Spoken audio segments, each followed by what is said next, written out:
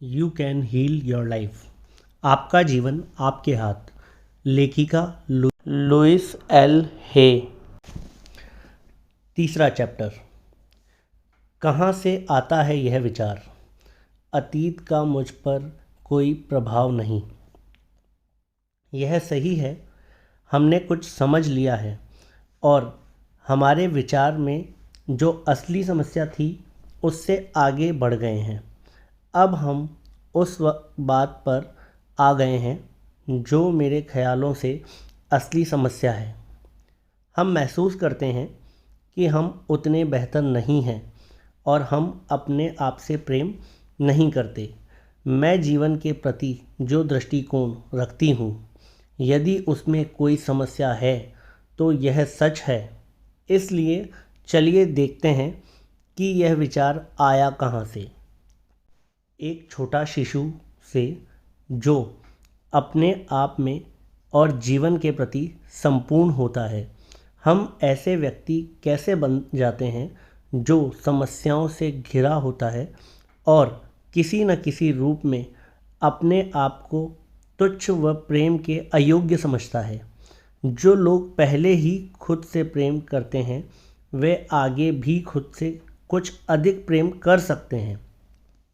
गुलाब के बारे में सोचिए, जो पहले एक छोटी सी कली होती है वह पूर्ण विकसित होकर फूल बनता है और अंतिम पंखुड़ी गिरने तक हमेशा खूबसूरत, हमेशा संपूर्ण, हमेशा परिवर्तनशील होता है। यही हमारे साथ होता है। हम हमेशा संपूर्ण, हमेशा खूबसूरत और सदैव परिवर्तनशील होते हैं।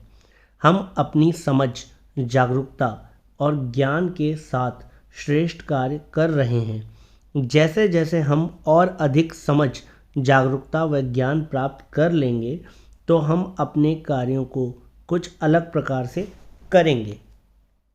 मानसिक शुद्धिकरण। अब अपने अतीत के बारे में थोड़ा और परखने की ज़रूरत है ताकि हम उन सभी विश्वास पर नज़र डालें सके जो हमें चला रहे हैं। कुछ लोगों को सफाई प्रक्रिया का यह हिस्सा बहुत पीड़ादायक लगता है, लेकिन ऐसा होना ज़रूरी नहीं। सफाई करने से पहले हमें देखना चाहिए कि अतीत में क्या है। यदि आप किसी कमरे को अच्छी तरह साफ करना चाहते हैं तो आप उसमें मौजूद हर चीज़ को उठा उठा कर देखेंगे। कुछ चीज़ों को आप प्यार से देखेंगे और उसकी सफाई करके तथा चमकाकर उसे एक नया और सुंदर बनाएंगे। कुछ चीज़ों को फिर से नया रूप देने या मरम्मत की ज़रूरत होगी और आप उन्हें ध्यान में रख लेंगे।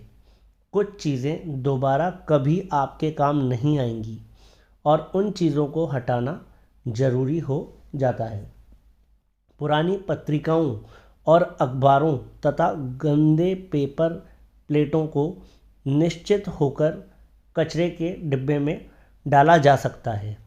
एक कमरे की सफाई करने में क्रोधित होने की कोई ज़रूरत नहीं है। बिल्कुल ऐसे ही अपने मन मस्तिष्क के घर की सफाई करना है।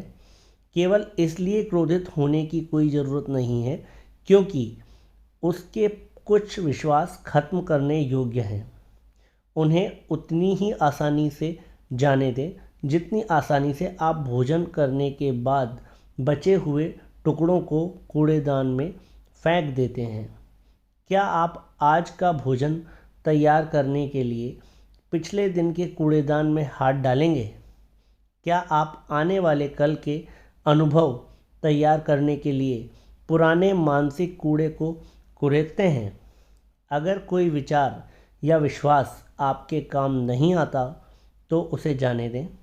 ऐसा कोई कानून नहीं है कि कभी आप जिस बात पर विश्वास करते थे उस पर हमेशा के लिए विश्वास बनाए रखना जरूरी है। आपके कुछ संकुचित विचारों पर नज़र डालते हैं और देखते हैं कि वे आते कहाँ से हैं।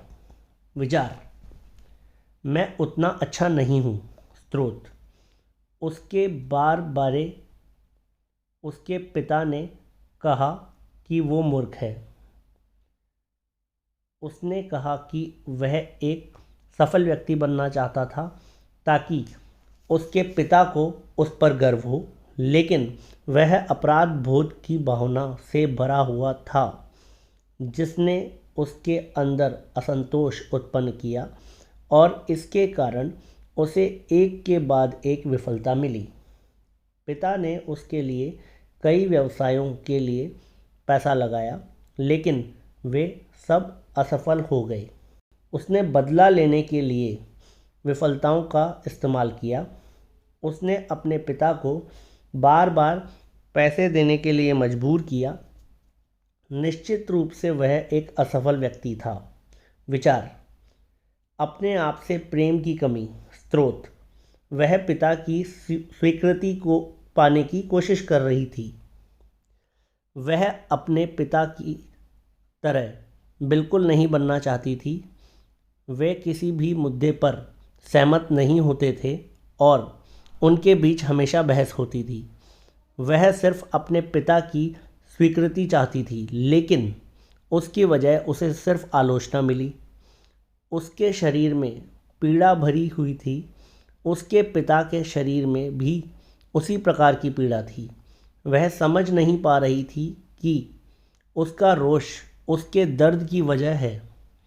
जिस प्रकार उसके पिता का गुस्सा उनके शरीर में दर्द उत्पन्न कर रहा था।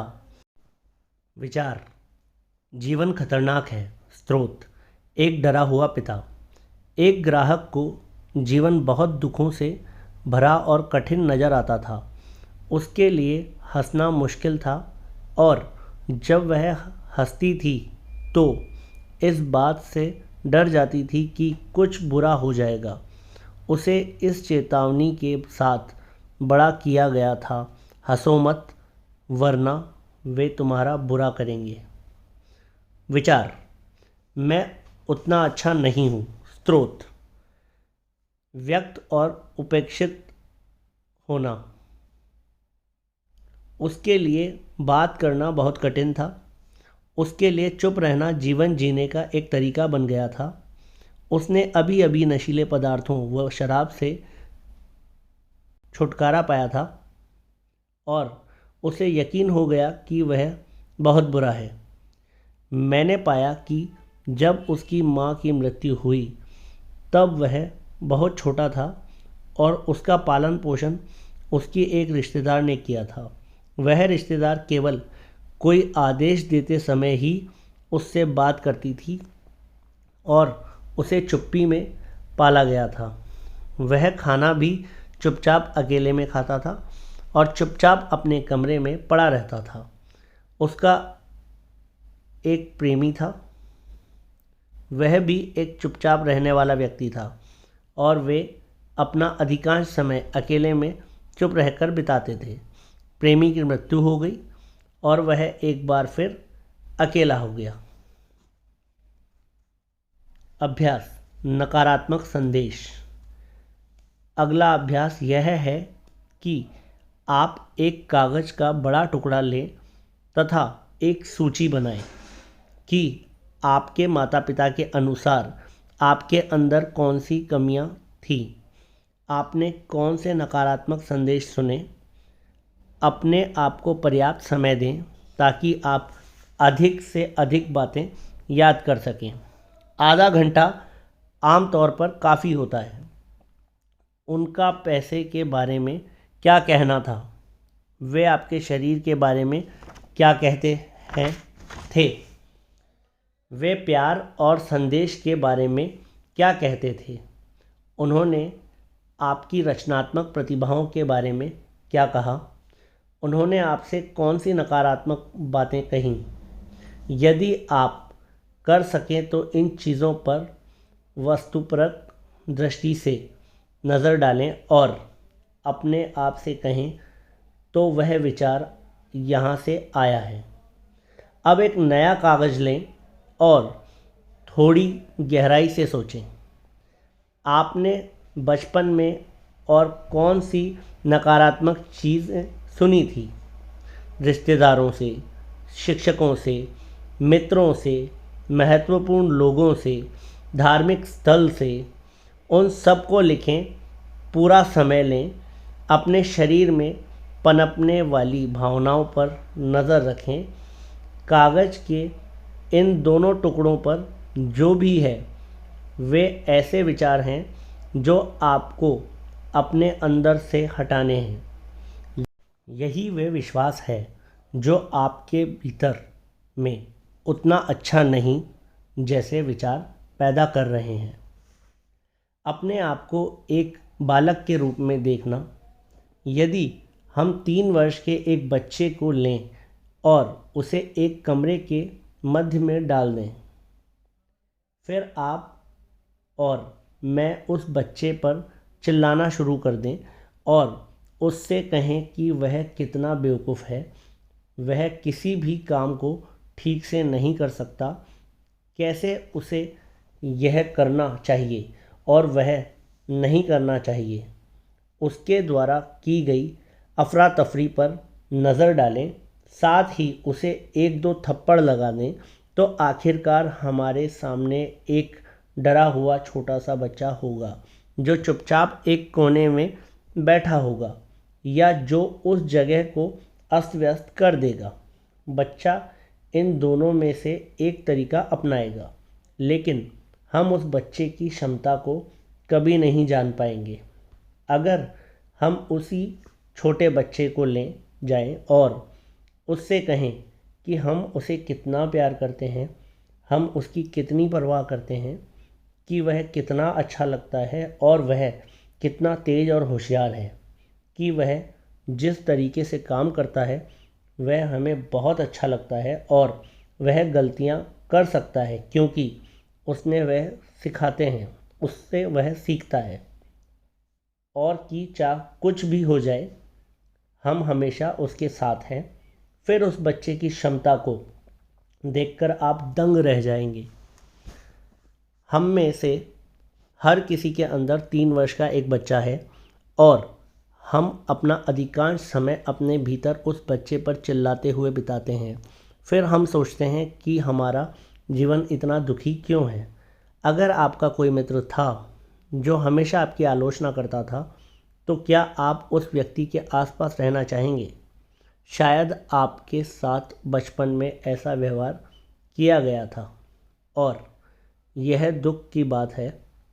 हालांकि यह काफ़ी पहले की बात है और यदि आप अब अपने साथ उसी प्रकार का व्यवहार करना चाहते हैं तो यह और भी अधिक दुख की बात है। तो अब हमारे सामने नकारात्मक संदेशों की एक सूची है जो हमने एक बालक के रूप में सुना था। यह सूची आपके अनुसार आपके अंदर मौजूद कमियों की सूची से किस तरह मेल खाती है? क्या वे लगभग समान है? शायद हाँ। हमारे जीवन की कहानी अपने शुरुआती संदेशों पर आधारित है। हम सभी अच्छे छोटे बच्चे होते हैं और अत्यंत आज्ञापूर्वक उन सभी बातों को स्वीकार कर लेते हैं जो वे हमें सच्चाई के रूप में बताते हैं। अपने माता पिता को दोषी ठहराना और अपने जीवन का बाकी समय एक पीड़ित के रूप में बिताना हमारे लिए बहुत आसान होगा, लेकिन यह कोई अच्छी बात नहीं होगी और निश्चित रूप से यह हमें इन बंदिशों से नहीं निकालेगी। अपने परिवार को दोषी ठहराना, दोष देना किसी समस्या में टिके रहने का एक निश्चित तरीका है। दूसरों को दोषी ठहराने में हम अपनी शक्ति बर्बाद करते हैं। समझना हमें उस समस्या से ऊपर उठने और अपने भविष्य को नियंत्रित करने में मदद करता है। अतीत को बदला नहीं जा सकता, भविष्य हमारी वर्तमान सोच से आकार लेता है। हमारी आज़ादी के लिए यह समझना अनिवार्य है कि हमारे माता पिता के पास जो समझ, जागरूकता और ज्ञान था, उसके साथ वे अपने हिसाब से श्रेष्ठ काम कर रहे थे। जब हम किसी और को दोषी ठहराते हैं तो हम अपनी जिम्मेदारी नहीं ले रहे होते। जिन लोगों ने हमारे साथ वो सब गलत किया, वे वैसे ही डरे हुए और आंशिक थे जितने आप हैं। वे उतना ही असहाय महसूस करते थे जितना आप करते हैं। वो आपको उतना ही सिखा सकते थे जितना उन्हें सिखाया गया था। आप अपने माता पिता के बचपन के बारे में, खासकर 10 वर्ष की आयु से पहले उनके बचपन के बारे में कितना जानते हैं? यदि अब भी आपके लिए यह पता लगाना संभव है तो उनसे पूछिए। यदि आप अपने माता पिता के बचपन के बारे में पता कर पाते हैं तो आप और अधिक आसानी से समझ पाएंगे कि उन्होंने जो किया वह क्या किया, क्यों किया। यह समझ आपके अंदर संवेदना उत्पन्न करेगी। यदि आपको इस बारे में पता नहीं है और पता नहीं कर सकते तो कल्पना करने का प्रयास करें कि उनका बचपन कैसा रहा होगा। किस प्रकार का बचपन उनके जैसा वयस्क और तैयार कर सकता है। आपकी अपनी आज़ादी के लिए इस ज्ञान की ज़रूरत है। आप जब तक उन्हें मुक्त नहीं करते तब तक आप खुद को मुक्त नहीं कर सकते। आप तब तक अपने आप को माफ़ नहीं कर सकते जब तक आप उन्हें माफ़ न करें। यदि आप उनसे पूर्णता की मांग करते हैं तो आप खुद से भी पूर्णता की मांग करेंगे और फिर अपनी पूरी ज़िंदगी दुखी रहेंगे। अपने माता पिता को चुनना। मैं इस सिद्धांत से सहमत हूँ कि हम खुद अपने माता पिता को चुनते हैं। हम जो सब सीखते हैं वह हमारे माता पिता की कमज़ोरियों से पूरी तरह मेल खाते प्रतीत होते हैं। मैं मानती हूँ कि हम सभी एक अनंत सफ़र पर हैं।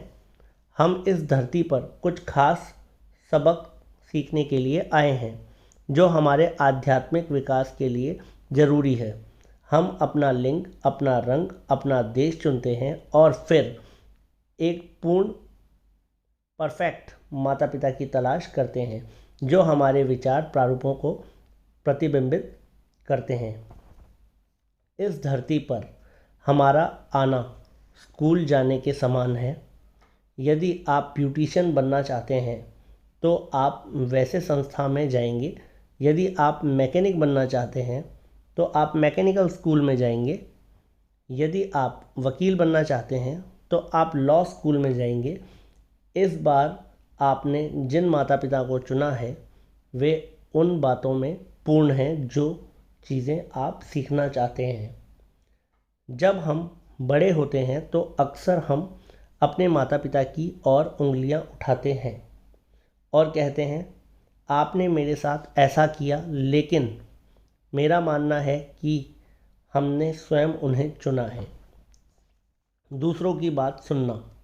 जब हम छोटे होते हैं तो हमारे बड़े भाई और बहन हमारे लिए भगवान होते हैं। यदि वे खुश नहीं थे तो शायद उन्हें वह नाराज़गी शारीरिक या शाब्दिक रूप से हमारे ऊपर निकाली। शायद उन्होंने ऐसी बातें कहीं, यह तुम्हारी गलती है, अपराध बोध डालने के लिए। तुम अभी बच्चे हो, तुम ऐसा नहीं कर सकते, तुम बहुत बेवकूफ़ हो, हमारे साथ नहीं खेल सकते। स्कूल में हमारे शिक्षक हम पर काफ़ी प्रभाव डालते हैं। 5वीं कक्षा में एक शिक्षक ने जोर देकर मुझसे कहा कि मैं नृत्य करने के लिए अधिक लंबी हूँ। मैंने उस पर विश्वास किया और नृत्य करने की अपनी इच्छाओं को दबा दिया जब तक कि मैं नृत्य में अपना करियर बनाने की अपनी आयु पार नहीं कर गई। क्या आप समझते थे कि परीक्षाएं और ग्रेड केवल यह देखने के लिए थे कि आपको एक निश्चित समय पर कितना ज्ञान था, या आप ऐसे बालक थे जो ऐसी परीक्षाओं और ग्रेड की मदद से अपना सामर्थ्य आंकते थे?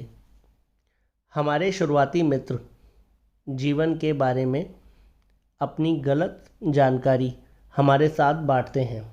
स्कूल के दूसरे बच्चे हमें परेशान कर सकते हैं और हमेशा याद रहने वाली चोटें दे सकते हैं।